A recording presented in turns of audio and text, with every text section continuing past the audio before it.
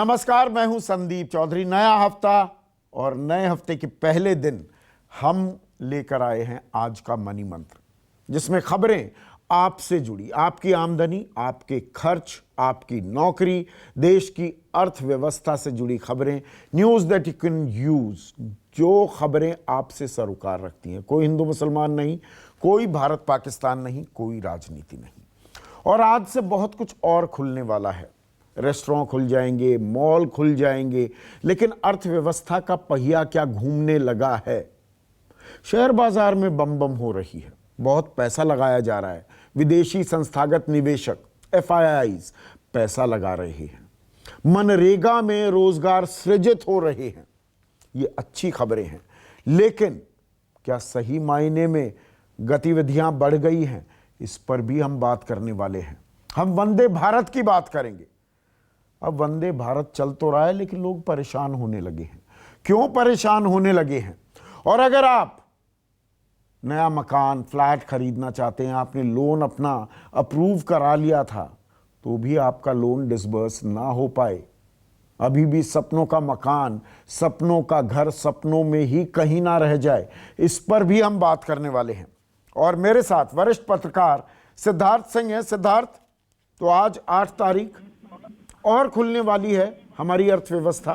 Malls खुलेंगे, restaurants खुल जाएंगे, लेकिन होटल बैंक्वेट अभी नहीं खुलेंगे। तो रेस्टोरेंट खुल भी जाएंगे या मॉल्स खुल भी जाएंगे, आपको लगता है कि लोग वहां जाने लगेंगे अभी, या अभी भी डर, वो राहुल बजाज ने जिस डर की बात की थी, वो डर अभी बाहर निकला नहीं है, दिल के बाहर अभी नहीं निकल पाया है, जहन में है, कहीं खौफ है? नहीं संदीप, कम से कम शुरुआत हो रही है मॉल और रेस्टोरेंट से, तो ये मुझे लगता है एक पॉजिटिव साइन है उन लोगों के लिए जो इस सेक्टर में एम्प्लॉयड हैं। और पब्लिक भी कहीं ना कहीं जो सेफगार्ड के साथ, मुझे पक्का विश्वास है कि हो सकता है शुरू में कम लोग आएंगे, लेकिन धीरे धीरे लोग आने लगेंगे और सेफगार्ड भी लिए जा रहे हैं, जैसा कि हम देख रहे हैं। हालांकि होटल इंडस्ट्री ने इस पर निराशा जाहिर की है, उनको लगता है कि हमें क्यों इससे अभी जो है अलग रखा नहीं, जा उसके रहा है। पीछे भी एक वजह बताई गई है, दिल्ली में खासकर एक वजह यह बताई गई है कि अभी होटल्स को कोविड फैसिलिटीज में भी तब्दील किया जा सकता है, बैंक्वेट हॉल्स के साथ भी यही है, तो अभी उन्हें खुलने की इजाजत नहीं दी जा रही है, क्योंकि सरकार अभी कोरोना संक्रमण को लेकर आश्वस्त नहीं हुई है कि हम पीक रीच कर गए, अभी और आंकड़ा बढ़ सकता है। बिल्कुल ठीक बात है, लेकिन वहां पे कम से कम उसमें सारे होटल्स तो नहीं कवर होंगे, क्योंकि बजट होटल्स या छोटे होटल्स हैं जो स्टेशन के पास हैं या एयरपोर्ट के पास हैं। कुछ होटल्स आप अपने लिए रख सकते हैं, बड़े होटल्स जिनमें कैपेसिटी ज्यादा है, लेकिन जो नॉर्मल होटल्स हैं जिसमें हर जो एक आम व्यक्ति रुक सकता है, तो मुझे लगता है वो सुविधा धीरे धीरे अब उसको भी खोलने का टाइम आ गया है, हालांकि विद सेफगार्ड। तो लगता है शुरुआत तो हो रही है, हालांकि अब इसको कैसे बोला जाए, इसके नुकसान भी है, अब सेफगार्ड्स में भी थोड़ी दिक्कत आ रही है। देखिए सिद्धार्थ, कई राज्यों में एक कैप है कि भाई पहले 50 लोगों को आने देंगे, फिर 50 को आने देंगे। कुछ में है कि नहीं नहीं, पूरी छूट है, लेकिन आप सोशल डिस्टेंसिंग मेंटेन कीजिए। मॉल एडमिनिस्ट्रेशन पर ही आपने जिम्मेदारी डाल दी है। तो गाइडलाइन हो, पूरे भारत में सेम गाइडलाइंस हो, ये ज्यादा बेहतर ना होता? बिल्कुल होता है संदीप, क्योंकि मैं आपको अपना ही उदाहरण दूं, मुझे ही देहरादून जाना है, लेकिन मेरे मन में एक अनिश्चितता है कि वहां पे मैं जाऊंगा तो मेरे को कितने दिन सेल्फ क्वारंटाइन होना पड़ेगा।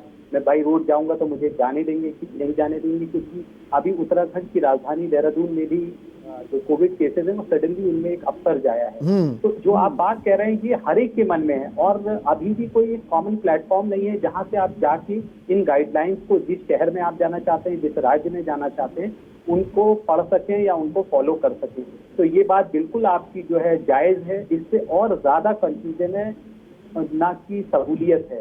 और अगर आपको करना भी है, बिल्कुल ठीक है, आप स्टेट को, डिस्ट्रिक्ट को, उसको जो है एम्पावर कर दें, उसको कंटेनमेंट जोन बनाने के लिए, लेकिन कोई ऐसा प्लेटफॉर्म तो हो जिसको मैं एक्सेस कर दूं, आसानी से बात कर सकूं कि मेरे लिए अगर मैं ऐसी जगह पे कहीं ट्रैवल कर रहा हूं तो मेरे लिए क्या सहूलियत है, मुझे खुद क्या फॉलो करना है, मेरे लिए क्या पाबंदियां हैं।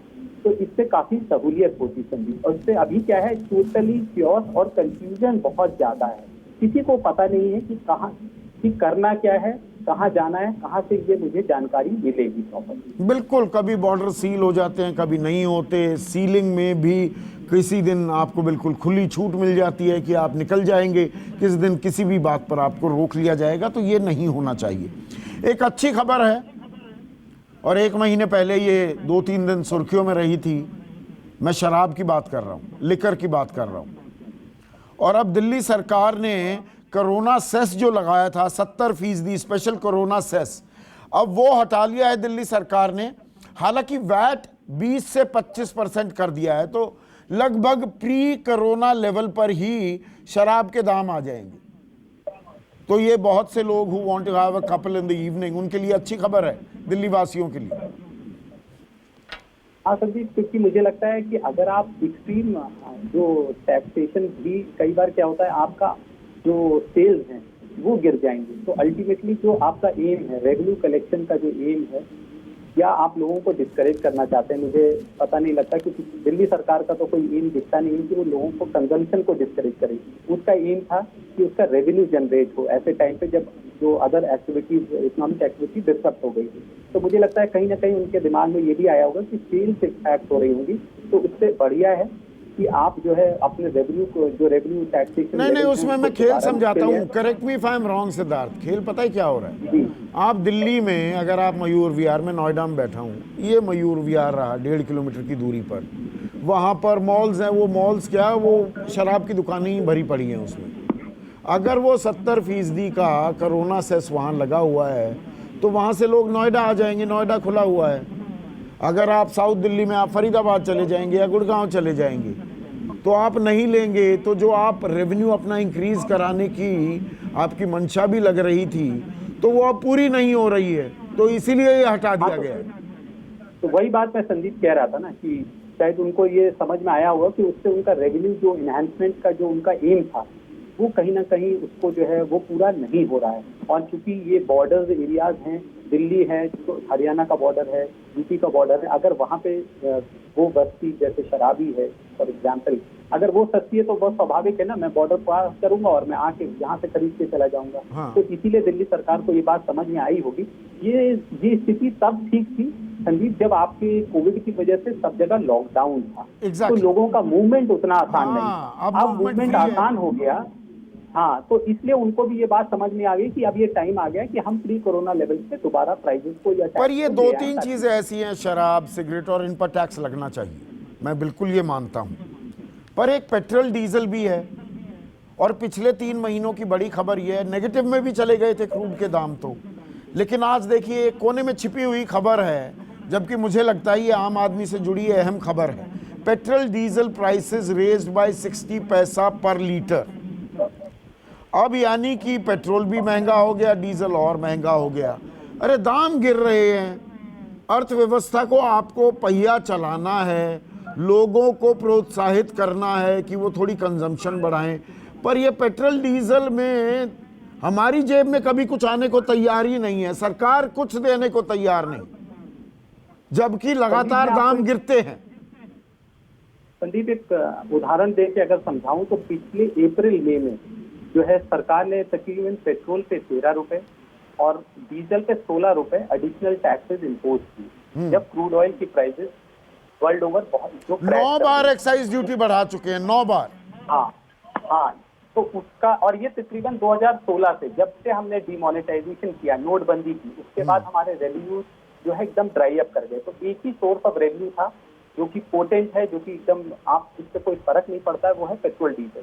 तो हमने पेट्रोल डीजल पे खूब सारा एक्साइज लगा दिया तकरीबन। अब अगर आप प्राइस देखेंगे तो संदीप मैं आपको बताऊं, अगर गेट प्राइस जो है पेट्रोल की 18 रुपए है, उतनी ही गेट प्राइस जो है, प्रोडक्शन प्राइस जो है डीजल की भी 18 रुपए है। लेकिन इस पे सेंट्रल टैक्सेस तकरीबन 200% है। पेट्रोल पे 33 रुपए प्रति लीटर और डीजल पे संदीप 31.5 रुपए के तकरीबन जो है टैक्सेस है। तो they are almost 200% central taxes. मैं अभी इसमें स्टेट लेवल की बात नहीं कर रहा हूँ।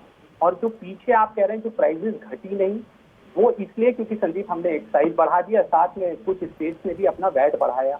और अब प्राइसेस इसलिए बढ़ रही हैं संदीप क्योंकि जब प्राइसेस घटी थी क्रूड ऑयल की तो हमने उसका फायदा कंज्यूमर को दिया नहीं, टैक्स बढ़ा दिया, और अब क्रूड ऑयल फिर बढ़ रहा है। तो अब और ऑयल कंपनीज के पास भी कोई रास्ता नहीं है क्योंकि उनको घाटा हो रहा है। तो अब वो धीरे धीरे डेली जो प्राइस का जो पॉलिसी है कि प्राइसेस अब डेली बदलेंगे। तो पिछले 2 दिन में आप देख रहे हैं तकरीबन 1.5 रुपए की कीमतें बढ़ गई। पर ये एक देखिए एक मोटी सी बात है, मैं एक कमेंट करना चाहूँगा। $150 पर बैरल या एक हम नॉर्मल फिगर माने $120 से $130 पर बैरल जब रेट था संदीप, तब भी एक मैं मिनट और आपको रोकूंगा यहाँ पे। हाँ। एक इम्पोर्टेंट बात, जो हमारे करंट प्राइसेस है ना पेट्रोल डीजल के, जो हम कहते हैं कि इंटरनेशनल प्राइसेस से हम पैरिटी रखते हैं, आपको पता है, आपको सुनकर आश्चर्य होगा, जो करंट पेट्रोल डीजल के प्राइसेस हैं वो तकरीबन क्रूड के $100 के लेवल की प्राइसेस रिफ्लेक्ट कर रहे हैं। एग्जैक्टली मैं यही बात कहना चाह रहा था कि $120-130 पर बैरल था तब भी मैं 72-73 रुपए दे रहा था पेट्रोल के दिल्ली में। आज 30-35 पे आया, 12-13 और शून्य में भी चला गया। मेरा 70-72 का रेट मेरा पीछा नहीं छोड़ता है। मैं इकोनॉमिस्ट नहीं हूं, पर मुझे ये बेसिक ज्ञान कोई दे दे कि भैया ये कैसे संभव है कि $120-130 पर बैरल पर भी वही रेट, 50 पर भी वही रेट, 30 पर भी वही रेट, 10 पर भी वही रेट। क्या झमेला है, ये समझ से परे है। लेकिन एक और चीज देखिए, नया नॉर्मल है। हाँ ये नया नॉर्मल है। एक और खबर, ये मैं आम आदमी से जुड़ी सारी खबरें बता रहा हूं। डिमांड बढ़नी है, लोगों की जेब में पैसा है, लोगों के कर्ज सस्ते हो रहे हैं, ब्याज दरें घटाई जा रही हैं, तमाम चीजें आ रही हैं। सरकार कहती है 20,97,000 करोड़। अब मैं सपनों की घर की बात करूं सिद्धार्थ, तो ये टाइम्स ऑफ इंडिया की खबर है, banks reassess loans home buyers in soup. यानी कि जो बैंकों ने लोन ओके कर दिए, आपने एक फ्लैट खरीदने का मन बनाया, बैंक से लोन लिया, बैंक ने आपके जो भी इनकम टैक्स रिटर्न देखी, सैलरी स्लिप देखी और कहा कि जी आपको हम इतने का लोन देते हैं। अब अगर आप गए कि जी वो डिसबर्स कर दो, मैं लोन इस्तेमाल करना चाहता हूं, तो बैंक कह रहे हैं कि नहीं नहीं अपनी नई सैलरी स्लिप दो। तो कहने को लिक्विडिटी इस देश में बढ़ गई, कर्ज सस्ता हो रहा है, पैसा अवेलेबल है। मैं अपना घर ही लेना चाहूं तो मेरे पास पैसा अवेलेबल नहीं है, बैंक्स तो अब दोबारा से और चीजें मांगने लगे। संदीप, ये पूरा अगर इसको आप एक बड़े उसमें देखेंगे परिप्रेक्ष्य में, तो संदीप ये पिछले 5-6 साल में जो हमारी आर्थिक नीति, जिस तरह से हमने बैंक पे दबाव बनाया या एक माहौल ऐसा खड़ा किया कि बैंक ने, इससे पहले जो सरकार थी या जो इससे पहले रिजीम थी, उसने रेकलेस लेंडिंग की। तो पूरे पिछले 6 साल में एक बात बड़ी स्पष्ट निकल के आती है कि बैंक बहुत कॉशियस हो गए हैं जहां तक कर्ज देने की बात है, लेंडिंग की। और उसी का नतीजा है कि अब जब कोविड हुआ, तो कोविड के बाद ये बात जग जाहिर है कि लोगों की इनकम, लोगों के एम्प्लॉयमेंट, इन सब चीजों पर बहुत ज्यादा असर पड़ा है। तो बैंक भी या बैंकर जिसको हम बोलें, जो बैंक में मैनेजर है, उसका भी अब उसका भी ध्यान इस तरफ है कि उसको ये इंश्योर करना है कि वो जिसको भी लोन लैंड कर रहा है इस समय वो दोबारा से उसको चेक कर ले, उसके जो क्रेडेंशियल्स हैं, उसकी जो नहीं मुझे एक बात समझाइए सिद्धार्थ, मुझे एक बात समझाइए। फर्ज करो मैंने एक लोन लिया, मेरा लोन पास हो गया, मैंने अभी उसको इस्तेमाल नहीं किया, मेरे तो और डॉक्यूमेंट्स मांगे जा रहे हैं। और मैं समझ सकता हूं कि भाई एनपीएस क्रिएट हो गए, बैंक्स थोड़ा सा डबली श्योर होना चाहते हैं। तो फिर ये 3 लाख करोड़ रुपए एमएसएमई को मिल जाएगा, कोई कोलैटरल नहीं, सरकार की गारंटी, वो पैसा कहाँ चला जाएगा? वहां तो कोई कोलैटरल भी नहीं, कोई गारंटी, सरकार गारंटी दे रही है। सरकार की गारंटी के भी आप मायने समझते हैं, वो कितने दिनों में फुलफिल होती है। तो वो बैंक क्या दे देंगे एमएसएमई को लोन? तो जो हम ये इतना हवा बना रहे हैं कि इतनी लिक्विडिटी हमने क्रिएट कर दी, वो लिक्विडिटी दरअसल क्या हमें डिसबर्सल रेट देखना पड़ेगा, तब समझ में आएगा। कह देना कि इतने पैसे अवेलेबल हैं और दरअसल दिए कितने गए, इसमें खेल अटक जाएगा क्या? संदीप, तो इसमें तो कोई गलत बात नहीं है जो आप कह रहे हैं। आप पहले भी देख रहे हैं लिक्विडिटी बाजार में पिछले 2-3-4 साल में लिक्विडिटी की कमी नहीं है। कमी है एक तो रिस्क टेकर, मतलब दोनों तरफ से है, जो लेंडर है वो भी कॉशियस है और जो जिसको कर्ज लेना है वो भी कॉशियस है। जहां तक आपने एमएसएमई वगैरह की भी बात की, तो ये समझ लें कि वो फैसिलिटी भी केवल स्टैंडर्ड अकाउंट के लिए है संदीप, जो अकाउंट एनपीए नहीं है और जिसकी एक तय सीमा तक credit limit, working capital limit already sanctioned है, तो उसी का 25% या 20% आपको मिलेगा as guaranteed loan from the government. तो ऐसा नहीं है कि वहां पे भी कोई फ्री राइड है कि कोई भी आएगा और मिलेगा। और अभी आपने देखा भी होगा 3-4 पिछले 10 दिन हफ्ते भर के जो नंबर्स आ रहे हैं उसमें तकरीबन 16,000 करोड़ के सैंक्शन हैं और डिसबर्सल केवल आधा हुआ है, 8,000 करोड़।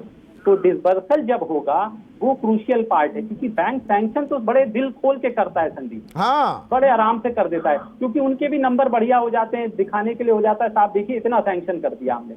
लेकिन जब वो डिसबर्सल करता है ना संदीप, तब वो बड़ी बारीकी से आपकी जांच दोबारा करता है कि अब और आप कागज ले आइए साहब, अब आपको- इसीलिए देखिए एक और खेल, इसी खबर से जुड़ा हुआ खेल हमने पिछले हफ्ते भी डिस्कस किया था सिद्धार्थ, कि आरबीआई सुप्रीम कोर्ट में जाकर कह रहा है कि देखिए जो ये मॉरेटोरियम दिया है कि भाई आप 3 महीने के लिए ईएमआई मत दो, फिर उसे 3 महीने और बढ़ा दिया गया, कि ये हम छूट दे रहे हैं, ब्याज माफ नहीं कर रहे। सुप्रीम कोर्ट ने पूछा था कि ब्याज माफ क्यों नहीं किया जा सकता। अब सिर्फ आरबीआई नहीं बल्कि और बैंकर्स, जिसमें प्राइवेट बैंक भी हैं, सरकारी बैंक भी हैं, they are not in favour of waiving और offering interest concessions to borrowers opting for the 6 month loan moratorium facility. यानी कि वो ब्याज अपना छोड़ने को तैयार नहीं है, और अगर आप दे सकते हैं ना अपनी ईएमआई, मैं लगातार कह रहा हूं भरिए ईएमआई, वरना ये चक्रवर्ती ब्याज है, ब्याज पर ब्याज देना पड़ेगा। ये मत घर में बैठ के सोचिए कि 6 महीने की छूट मिल गई, अगर 30 बची हुई हैं किस्तें वो 33-34 हो जाएंगी। और अब आरबीआई नहीं, सारे बैंक भी अब ये बात कहने लगे हैं। संदीप, लेकिन इस पर्टिकुलर जो मॉरिटोरियम की आप बात कर रहे हैं और इससे जो इंटरेस्ट की बात कर रहे हैं, इस पर मेरा व्यू बड़ा क्लियर है संदीप। मुझे लगता है कि देखिए इस बोरोवर और बैंक के बीच में एक कॉन्ट्रैक्ट है। फिलहाल एक डिस्ट्रप्शन आया है जो कि नेचुरल डिस्ट्रप्शन है, अनएक्सपेक्टेड डिस्ट्रप्शन है, किसी ने इसकी कल्पना नहीं की थी, तो हमने आपको मॉरिटोरियम दे दिया। क्योंकि संदीप एक बात समझे, बैंक भी कोई चैरिटी करने तो बैठा नहीं है। मैंने भी बैंक में एफडी करा रखी है, आपने भी एफडी करा रखी है। बैंक के भी और अपने अलग खर्चे भी हैं, एक फाइनेंशियल सिस्टम है, एक फाइनेंशियल वाइबिलिटी भी होती है बैंक की कि भाई उसको लेंडिंग करनी है, उससे ही जो पैसा आएगा उसी से वो कुछ डिपॉजिटर्स को देगा, प्लस अपने एक्सपेंसेस भी मीट करेगा, और आगे भी उसी से उसकी कैपेसिटी बनती है टू लेंड। तो संदीप अगर इंटरेस्ट आप माफ करने लगेंगे इस तरह से, तो एक बात आप समझ लें कि अगर मेरी आज पैसे देने की कैपेसिटी भी है ना संदीप, तो मैं भी जाके अपना लोन नहीं चुकाऊंगा। मैं भी नहीं, मैं I have a contrarian view, I accept your view, but I have a contrarian view Siddharth. ये बड़े बड़े अरबपति खरबपति जो ये कॉरपोरेट वर्ल्ड है, लाखों करोड़ के इनके कर्ज माफ कर दिए जाते हैं, इनके कर्ज एनपीएज में कन्वर्ट हो जाते हैं। आपका मेरा 50-100 रुपए भी इधर उधर हो जाए तो 500 फोन कॉल आ जाते हैं, मतलब बलि का बकरा हम है। नहीं, मैं ये बात आपकी, मैं ये नहीं कह रहा हूँ कि वो सही है तो ये गलत है। हाँ। संदीप मैं ये कह रहा हूँ two wrong don't make a right. I know, I totally agree. मैं संदीप ये कह रहा हूँ कि वो भी गलत है और ये भी गलत है, क्योंकि देखिए अल्टीमेटली आपने भी एफडी करा रखी, या तो बैंक हमको ये बोल दे जाके सबको, हम लोग भी ये मान लें कि साहब हम अब जो एफडी पे हमको इंटरेस्ट रेट प्रॉमिस्ड हैं, या जो और दूसरे तरह के जो हमने बैंक में डिपॉजिट किए हैं हम भी इंटरेस्ट ना लें। तो संदीप कहीं ना कहीं एक बात को बैलेंस करना होगा, बैंक से ही खाली डाल देना। और ये बात आपकी बिल्कुल ठीक है कि कॉर्पोरेट के पीछे भी जाना होगा, और मुझे लगता है कुछ जो पीछे स्टेप्स लिए गए हैं तो कॉर्पोरेट पे भी, ऐसे लोगों पे भी अब दबाव है। आप देख ही रहे हैं प्रोसीडिंग्स चल रही है इंसॉल्वेंसी वगैरह के तहत कुछ। और मेरा तो अपना मानना है कि ये जो आईबीसी में भी जो हमने एक 6 महीने का मॉरिटोरियम लगाया है, मैं इसके बहुत अच्छा नहीं मानता हूँ, क्योंकि कुछ लोग इसका भी फायदा उठाएंगे नाजायज। बिल्कुल। एक और जो खबर है वो है, देखिए वंदे भारत की बड़ी चर्चा हो रही है कि एयर इंडिया विमान चला रहा है, सरकार देखिए कितनी संवेदनशील है, जो बाहर लोग फंसे हुए थे भारतीय उनको लाया जा रहा है, बाकी उड़ान तो उड़ नहीं रही। अब एयर इंडिया ही इकलौता जरिया है, वंदे भारत के जरिए ही आप आएंगे। अब इसमें हो क्या रहा है, अब जो यात्री हैं, जो फंसे हुए लोग हैं, वो परेशान हैं, आवाज उठाने लगे हैं। आवाज क्यों उठा रहे हैं सिद्धार्थ? मुंबई लंदन, मैं रिटर्न फ्लाइट की बात नहीं कर रहा हूं, वन वे 50,000, जबकि रिटर्न होती थी 50,000। दिल्ली शिकागो 1 लाख, अहमदाबाद न्यूयॉर्क 1 लाख, मतलब जितना आप नॉर्मल दिनों में देते उसके दुगने, 50% तो है ही है, दुगने तक के दाम लिए जा रहे हैं। और ताल ये कि देखिए हम संवेदनशीलता दिखा रहे हैं, फंसे हुए लोगों को ला रहे हैं, वंदे भारत भी किया जा रहा है।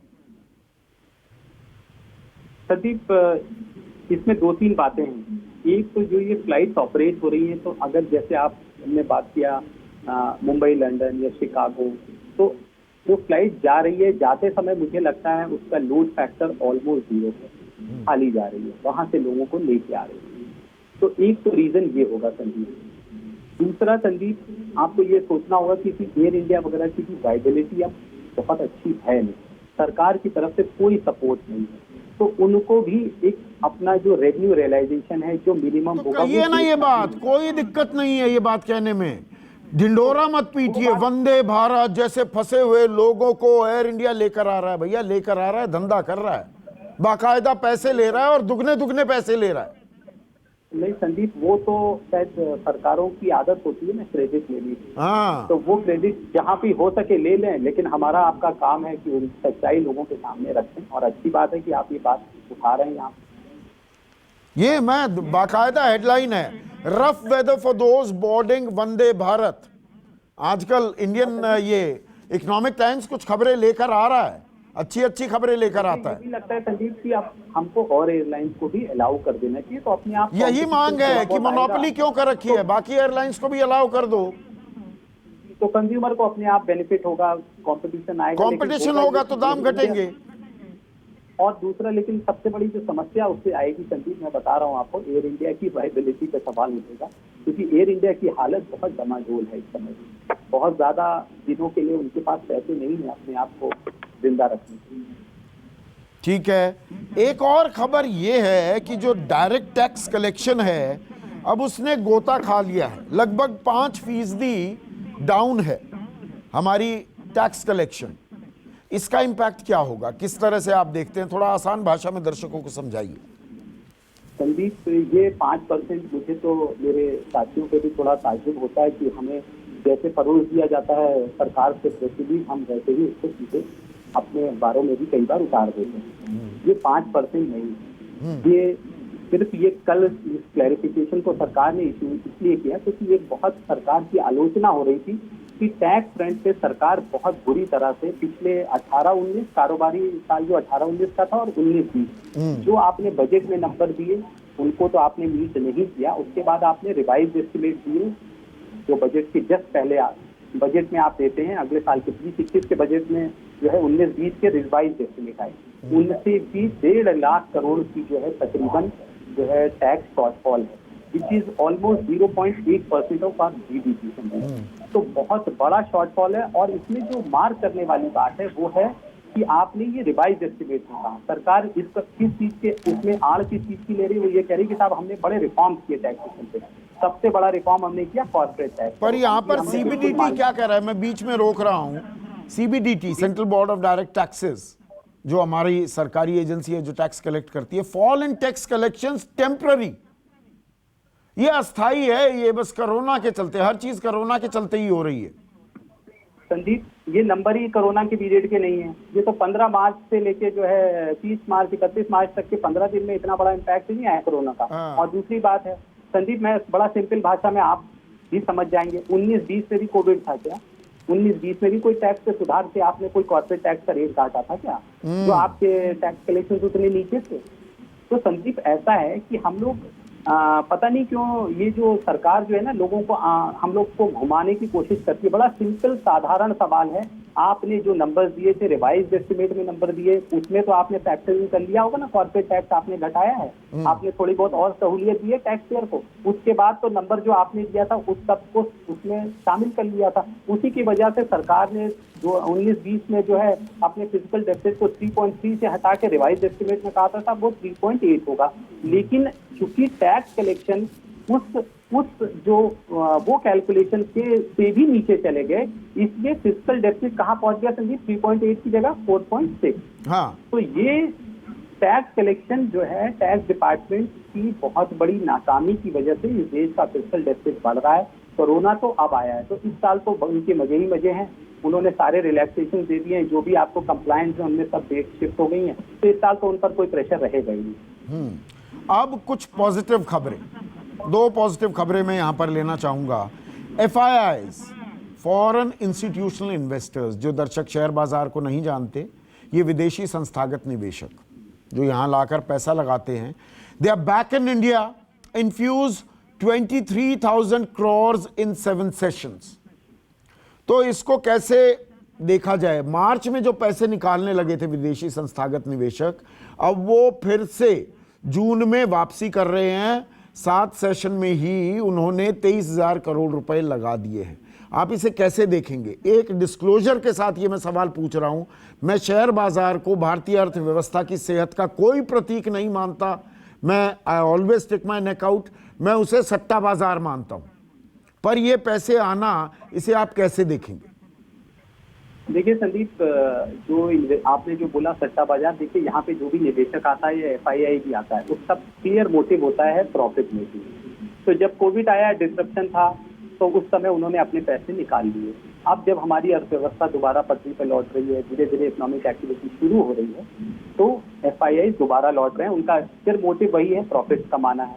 उनका इन्वेस्टमेंट का सिंपल एक फंडा होता है, फंडामेंटल यही होता है कि वो नुकसान के लिए नहीं आते हैं। नहीं, पर मेरे डिस्क्लोजर के बावजूद मेरा एक अपना एक व्यू है इसमें।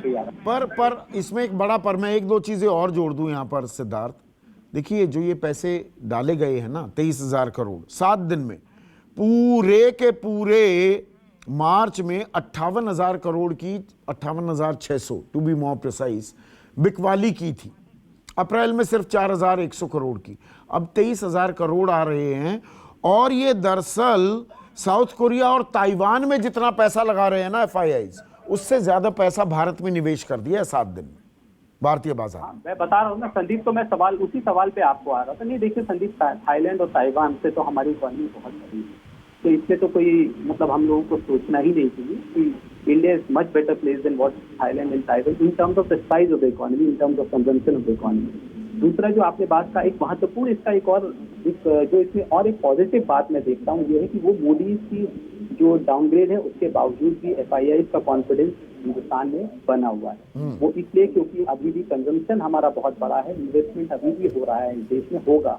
मोदी ने भी ऐसा नहीं कहा है कि अभी हमें इन्वेस्टमेंट रेट से नहीं हटाया है। और संदीप, लेकिन एक जो इसमें नेगेटिव बात है, एफआईआई भी कहाँ इन्वेस्ट कर रहे हैं? केवल बड़ी कंपनियों के शेयरों में। हाँ। वो ये जो इन्वेस्टमेंट है ना, जो वाइड नहीं है, this is not encompassing the whole gamut of share market. जो शेयर मार्केट की सभी जो डिफरेंट कैटेगरीज हैं उनमें नहीं है, केवल जो बड़े लार्ज कैप, बड़ी इंडस्ट्री, बड़े नाम, सिर्फ उन्हीं में इन्वेस्टमेंट है। तो इसको अभी थोड़ा हमें और टाइम देना चाहिए, क्योंकि और रुकना चाहिए। इसको बहुत ज्यादा पॉजिटिव के तौर पे नहीं देखना चाहिए, क्योंकि एफआईआई को अभी सिर्फ बड़ी इंडस्ट्रीज में आ रहे हैं, बड़े नामों में इन्वेस्ट कर रहे हैं।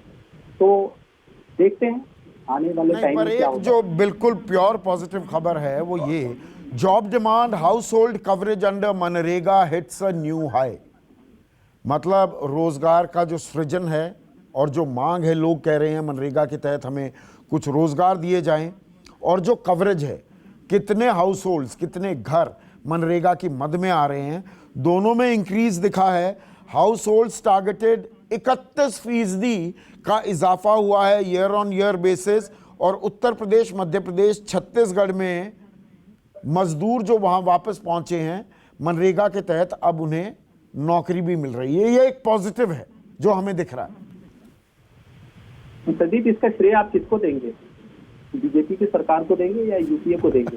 क्योंकि नरेंद्र मोदी सरकार तो हमेशा जो है, शुरू में जब मोदी जी, मुझे राजनीति से कोई लेना देना नहीं। मेरे हिसाब से खबर में मैं जो देखता हूं बात, वो ये कि मजदूर जो अपने गांव, अपने देश वापस चले गए हैं मनरेगा के तहत, अब वो नौकरियां मांग रहे हैं और मनरेगा की मद बढ़ी है, तो शायद वो वहां पर भी उन्हें काम मिल जाए। मैं इस तरह से देख रहा हूँ। नहीं, ठीक है संदीप, आपकी बात बिल्कुल सही है, लेकिन देखिए अल्टीमेटली सरकार को भी, कोई भी सरकार हो, अगर स्कीम अच्छी है तो आज फॉल बैक ऑप्शन कहाँ आया? दोबारा हम लौट के फिर मनरेगा पे ही आए, तो ये बात जरूर है। और इसीलिए शायद इसी को ध्यान में रखते हुए सेंट्रल गवर्नमेंट ने पिछले कुछ दिन पहले ही जो है उसमें 40,000 करोड़ का जो उसका बजट है मनरेगा को, वो और बढ़ा दिया। और मुझे लगता है जिस रेट से मनरेगा का अभी इस्तेमाल हो रहा है, हो सकता है इसमें कुछ और इजाफा करना पड़े। तो ये एक अच्छी खबर है, लेकिन मैं इसके साथ एक जो राइडर मेरे को जो लगता है वो लगता है कई बार क्या होता है संदीप, इसका जो ग्राउंड लेवल पे इम्प्लीमेंटेशन है वो आज भी फॉल्टी है। क्योंकि क्या होता है, जो ग्राम प्रधान है वो लोगों से दस्तखत करा लेता है, थोड़ा बहुत काम करा के कुछ पैसे दे देता है, और जिसको पैसे मिल रहे होते हैं उसको ये लगता है कि मुझे कुछ तो मिल ही रहा है, ना कुछ मिले उससे अच्छा है कुछ मिल रहा है। तो वो जो खामियां हैं उनको अभी भी जो है उनको टाइट करने की, दुरुस्त करने की जरूरत है। और अच्छी बात है क्योंकि अभी मजदूर के पास कोई काम नहीं है और सरकारों के पास भी कोई विकल्प नहीं है कि उसको मनरेगा में ही जो है कम से कम रोजगार दे और उससे ताकि उसको कुछ सहूलियत मिले। बहुत बहुत शुक्रिया सिद्धार्थ, वक्त निकाला और आसान भाषा में आप लोगों से जुड़ी, आम आदमी से जुड़ी खबरों को आपने उन्हें समझाया। आज का मनी मंत्र में बस इतना ही। नमस्कार।